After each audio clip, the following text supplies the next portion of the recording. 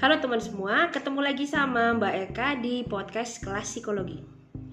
Oke teman-teman, gimana kabarnya? Mbak Eka selalu berharap semoga teman-teman semua dimanapun berada selalu dalam lindungan Tuhan Yang Maha Esa, sehat walafiat dan gak kurang satu apapun ya. Amin amin ya robbal alamin.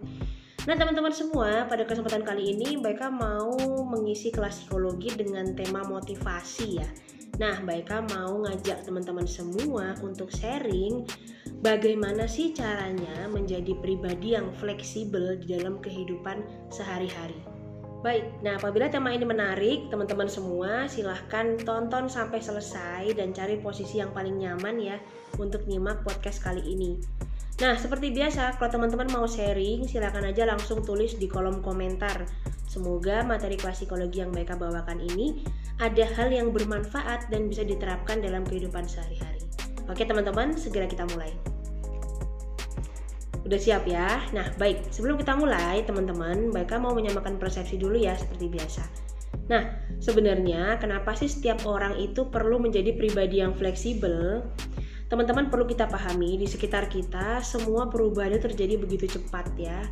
Nah maka setiap dari kita tanpa terkecuali, bahkan sejak yang masih kecil pun, masih batita ya, masih usia di bawah 3 tahun, itu juga sudah perlu dipersiapkan untuk menerima berbagai perubahan yang tidak menentu.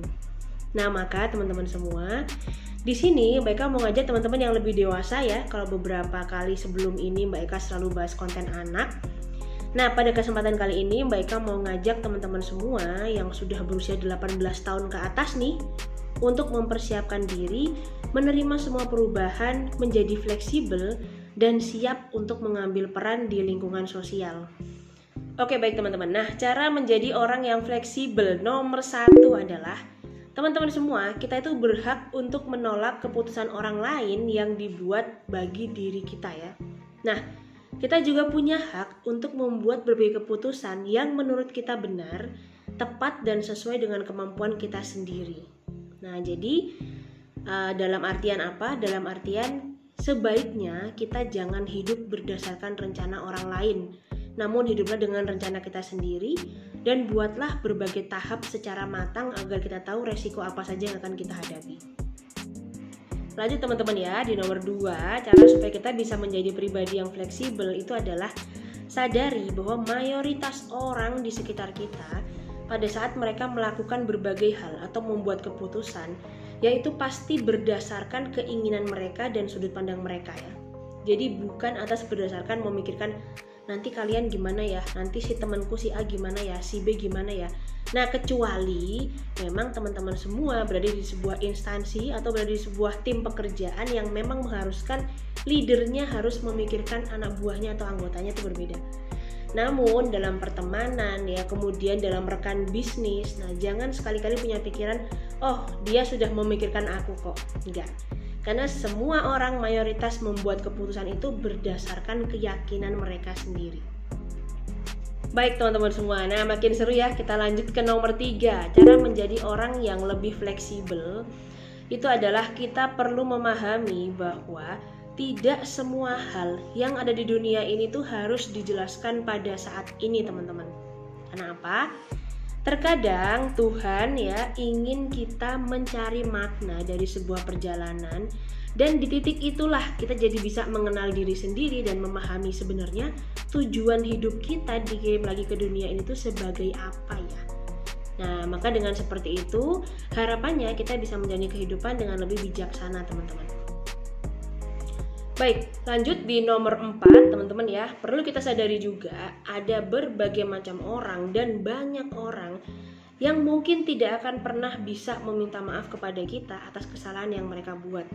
Nah, perlu kita pahami, bisa jadi sebenarnya bukannya mereka nggak mau meminta maaf, tapi memang mereka nggak tahu gimana caranya meminta maaf. Nah, maka alangkah lebih baik ya udah kita tandai permasalahan yang pernah kita buat dengan dia atau dia buat dengan kita, namun secara personal kita memperbaiki hubungan dengannya ya. Jadi nggak semua orang bisa memaafkan itu bukan karena mereka tidak ingin teman-teman, tapi karena sejak kecil mereka tidak pernah mendapatkan maaf dan diberi kesempatan meminta maaf dari orang lain. Nah maka ya udah, Alangkah baiknya kalau kita mau manage diri kita sendiri supaya kita lebih wise menjalani kehidupan ya. Oke, baik teman-teman semua, yang terakhir di nomor 5 teman-teman ya, yang dapat dilakukan agar kita menjadi orang yang fleksibel adalah kita perlu menyadari bahwa kita tidak akan pernah dapat merubah karakter seseorang kecuali orang itu menginginkannya. Nah, ini biasanya Baika sampaikan ke teman-teman muda di kalangan psikologi ya. Misalnya sebagai psikolog, Baika mengatakan bahwa kalau kliennya nggak mau, jangan dipaksa.